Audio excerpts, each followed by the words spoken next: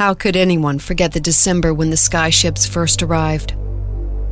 It was the year that we lived near the school, and every day I'd walk home with my friends, envious of the children who could take the trams and the buses.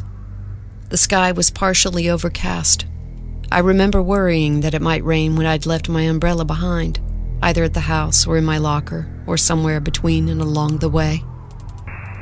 One of my friends, a girl named Emile, was discussing the water rations that had been implemented a few months before, and how she thought that it wasn't fair that the families winning the bonus lotteries were always from the rich families across town.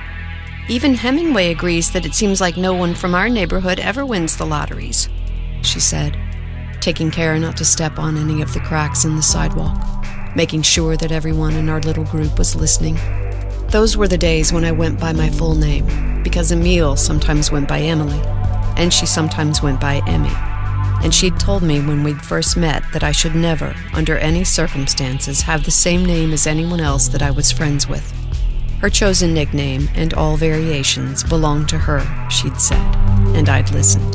A few of the other kids muttered in general agreement as Emile continued. "Vance, it's obviously part of the government's propaganda machine," she'd said in my direction with a furrowed brow, as if I dared to disagree with her. "They're trying to give us hope in a system that isn't working for anyone anymore." We were too young to have opinions about things like that of our own, obviously. She was repeating something that she'd heard her parents or maybe her older siblings saying. Before the war, when the water rations had only just begun, what could a child have known about the conservation and the lotteries? What could Emile have understood about the workings of the government, and how it attempted to pacify an unruly, potentially rebellious, hungry, and thirsty population?